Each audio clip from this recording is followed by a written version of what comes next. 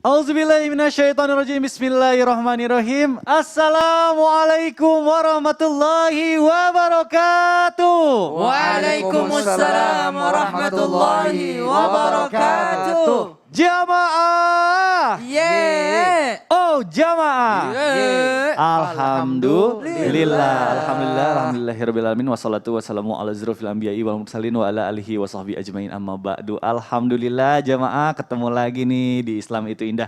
Insya Allah pagi hari ini kita akan belajar bersama-sama lagi, tentunya bersama guru-guru kita yang sangat luar biasa. Kita sapa dulu ya guru-guru kita. Nih di samping kiri saya ada Habib Usman, apa kabar Bib? Baik, Masya Allah. Juga ada Ustadz Syam, apa kabar? Sehat, alhamdulillah Mikdad sehat. Alhamdulillah, semangat ya. Semangat banget. Lalu juga ini dia ada Kiai Agus Darmawan, apa kabar Kiai? Alhamdulillah, Sehat. Abang Mikdad Masya Allah, sehat. siap ya bagi-bagi ilmunya buat jamaah. Amin, insya Allah juga pemirsa biar sehat semua. Iya betul, amin. Baik jamaah, mudah-mudahan semuanya dalam keadaan sehat. Ente sehat gak? Alhamdulillah, makanya nih bismillah, mudah-mudahan jamaah sekarang lagi sehat ya, dalam keadaan yang baik, amin. Nah jamaah, siapa nih yang bangun tidur langsung kepikiran nih, harta gimana caranya nih supaya kita bisa dapetin harta yang banyak. Tapi nggak sedikit juga orang yang hartanya banyak tapi masih ngerasa kekurangan. Ada juga orang yang sebenarnya pas-pasan tapi ngerasa cukup-cukup aja. Nah makanya nih kita akan angkat tema yang sangat luar biasa. Temanya adalah, kamu tim mana? Harta banyak atau harta berkah? Masya Allah. Baik, sebelum kita belajar lebih dalam lagi, kita tanya-tanya sama guru-guru kita. Sebelumnya saya mau ngajakin dulu jamaah untuk nonton dulu tayangan berikut ini. Silakan. Juga takut sentuh. Saya juga takut sentuh, Mbak. Maaf ya. Sabar ya polisi kesini ya. Ibu jangan diri. Tidak ini untuk polisi, bukan untuk.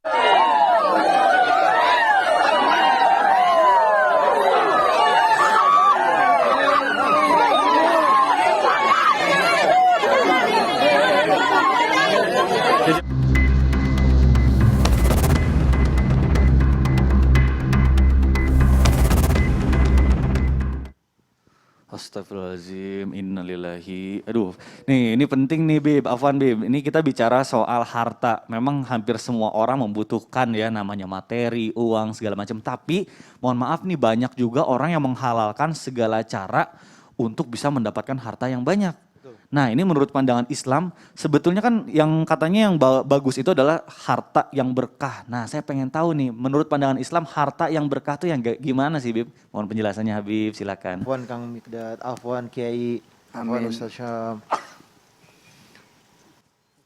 Bismillahirrahmanirrahim. Assalamualaikum warahmatullahi wabarakatuh. Waalaikumsalam warahmatullahi wabarakatuh. Alhamdulillah.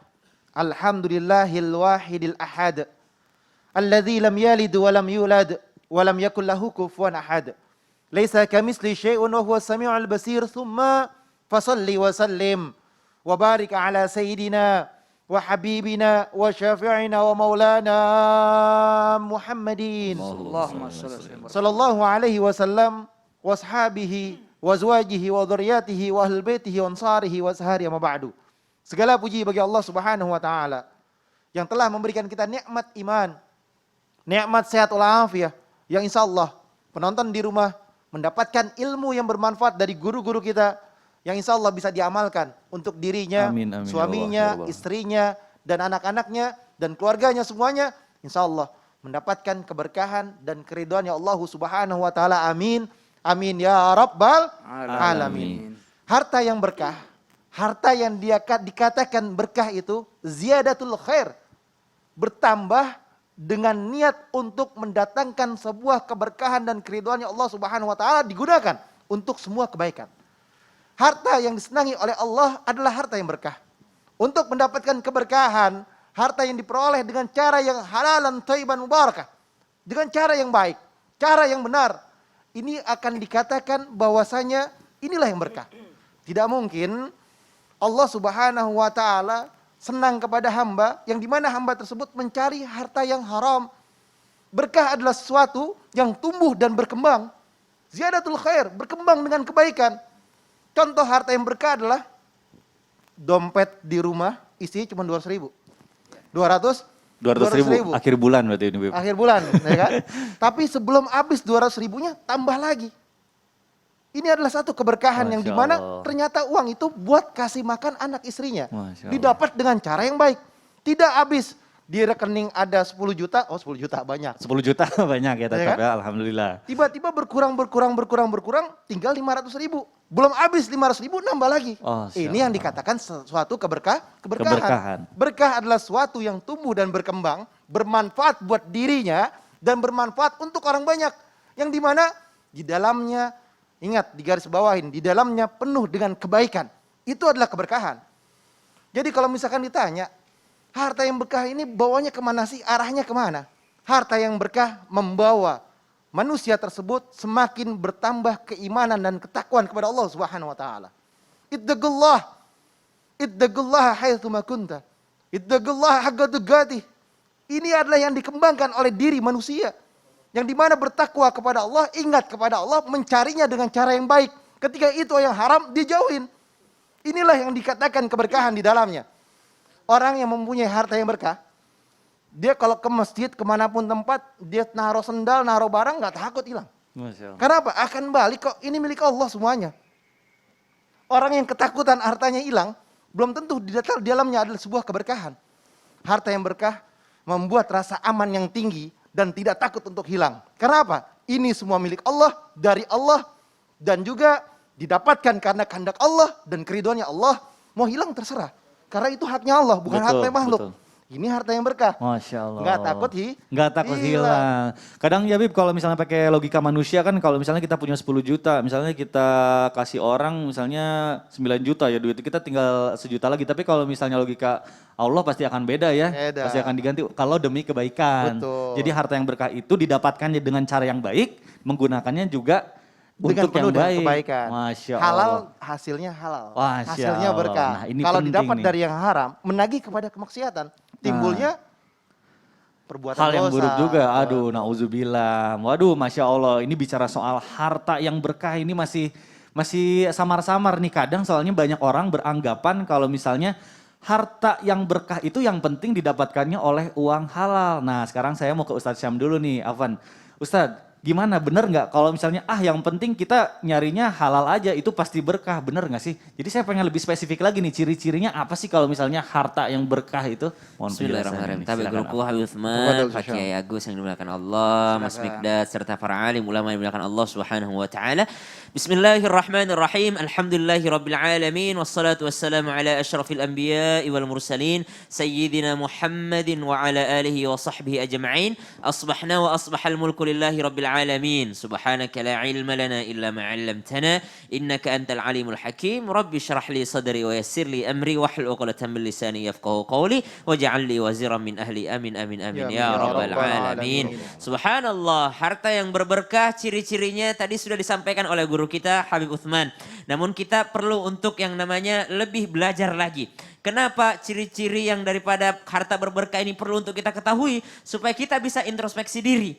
Ya, bahwa harta kita ini banyak doang atau berkah, supaya kita tahu ini tim harta apa tadi? Harta berkah atau harta banyak? Iya, kamu tim mana? Tim banyak atau tim berkah nih? Subhanallah. Maka ketahui ciri-cirinya. Tadi, ciri-cirinya adalah dengan cara memperolehnya dengan cara yang halal. Namun, bukan hanya cara memperolehnya, tapi digunakan untuk apa? Nah, jadi kalau harta itu dari mana ke mana? Kalau guru kita Ustadz Maulana sering menyampaikan, dari mana ke mana? Pertanyaannya ada dua nanti di akhirat dihisab. Dari mana ke mana kau gunakan harta tersebut? Keberkahan itu akan bertambah kebaikannya. Karena kata Al-Quran, ba'da naqul a'udzubillahi minasyaitonirrajim.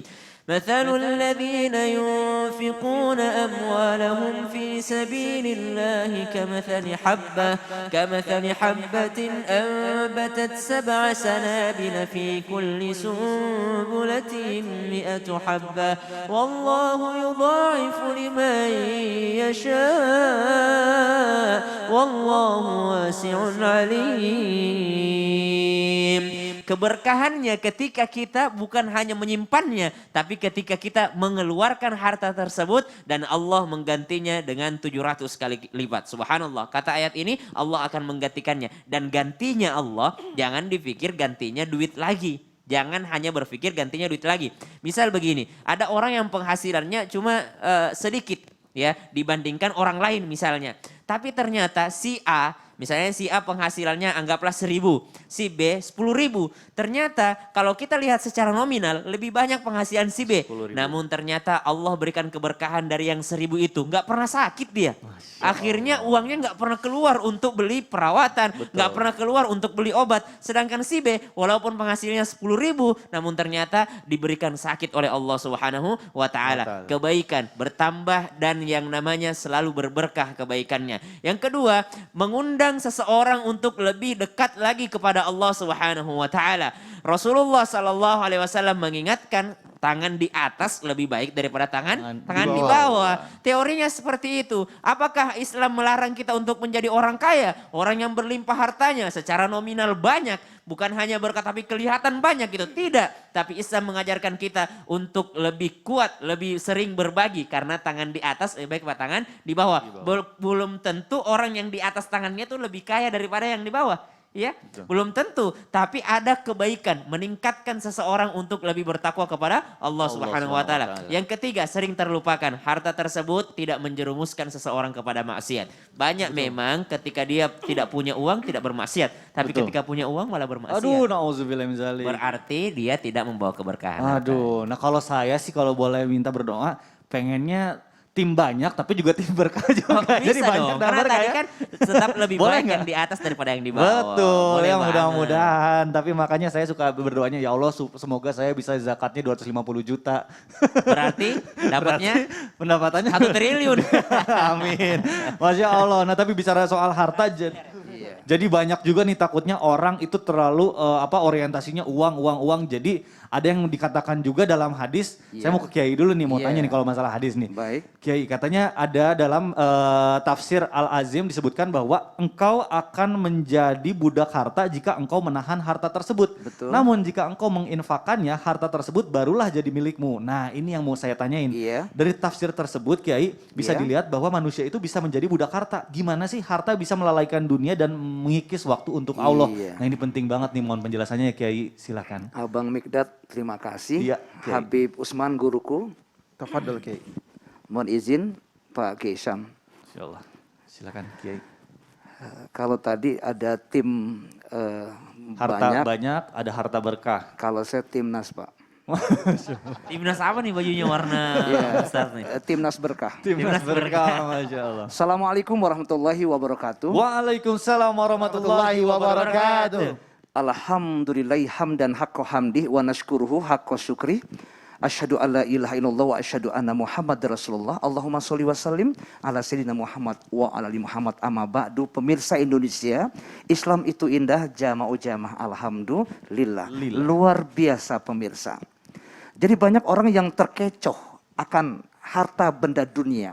Sebetulnya dunia ini nggak ada habis-habisnya, dapat satu minta dua, dua mau tiga, tiga mau empat, terus sampai hatta zurtumul maqabir, sampai masuk ke liang kubur, baru ada kepuasan hidup manusia. Nggak ada habis-habisnya, padahal dunia ini adalah enae sak klenteng nanging larane ketiga rendeng. Apaan tuh artinya? Wong Jawa iki. Sedikit saja. Dunia itu enaknya seperti biji kapuk, biji randu, dimakan tutup habis. Tapi larane ketiga rendeng akibatnya musim kemarau ke musim hujan. Cukup lama.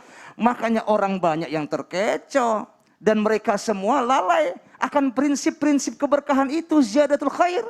Tambahnya kebaikan berkah. Bang Mirdad. Iya, gimana Kiai? Ada burung 5 ekor. Ada 5 nih. Tembak 1, tinggal berapa? 4. 1, yang 4 terbang kaget. Oh, Iya. duit 5.000. Duit 5.000 sumbang 1.000. Iya. Yang tinggal 1.000 uang kita. Iya. Yang 4.000 bukan uang kita. Pemirsa Indonesia, di sini orang banyak yang lalai.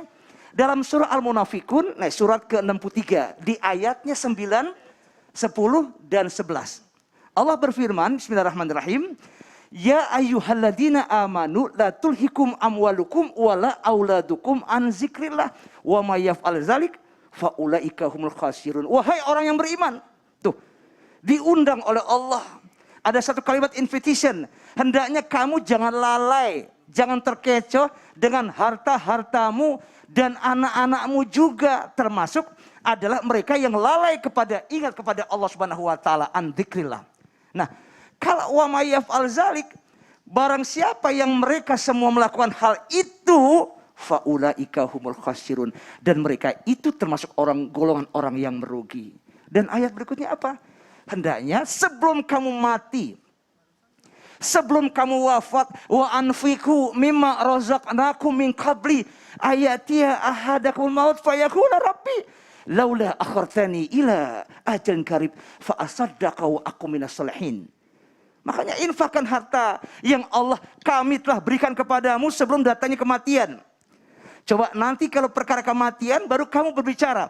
Guru-guru saya yang ada di Jakarta di mana saja dia berkata, termasuk Habib Usman, dia berkata, Rabbi laula akhartani ila ajalin qarib fa asaddaqa wa akum minas sholihin. Lambatkan kematianku ini, apabila kau lambatkan kematianku ini, aku berjanji ya Allah, fa asaddaqa, saya akan sedekah.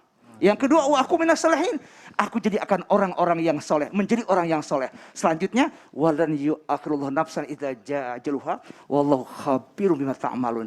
Nanti kita sambung setelah ini. Masya Allah. Luar biasa. Terima kasih Kiai. Baik. Masya Allah, ini penting banget. Jadi harta itu bisa membawa kita ke arah kebaikan, tapi juga bisa membawa kita ke arah keburukan. Tergantung sama kitanya. Betul, akan dipertanggungjawabkan. Jadi ada istilah men proposis, gas disposis. Masya Allah. Bukan harta aja, tapi anak juga hati-hati juga. Kita Aduh, didik, harta. hendaknya didik kediaman. Ya. Aduh, Masya Allah, penting banget ini catatan Luar buat saya. biasa. Nah ini saya masih ada satu pertanyaan lagi nih. Afwan nih, saya mau ke Ustadz Syam nih. Ustadz, ini katanya kan Pertanyaannya saya apa tuh? pernah dengar nih katanya. Allah itu kan sering mengingatkan bahwa harta itu adalah fitnah katanya. Tadi dibawakan sama Iya, guru nah kita ini Pak makanya Kiai. penting mau kita tanyain lagi karena mungkin jamaah masih ada yang bingung nih ya. Nah makanya jadi kita ini suka bingung juga kenapa Allah memberikan, kalau misalnya dikatakan harta itu udah dikatakan sebagai fitnah, kenapa apakah kita ini diberikan harta oleh Allah itu sebagai ujian? Apakah terus juga yang mau saya tanyakan, apakah umat sebelum kita terdahulu juga dititipkan itu gitu, diberikan ujian berupa harta? Nah, ini Jadi gimana nih? memang harta disebut dalam Al-Quran itu fitnah. Nah. Innama amwalukum wa auladukum fitnah. Dan kita insya Allah akan menjelaskannya setelah yang satu ini. Waduh, bikin penasaran aja. Baik kalau gitu jamaah, nanti kita akan kembali setelah yang satu ini. Jadi tetap di Islam itu Indah. Jamaah, oh jamaah. Alhamdulillah.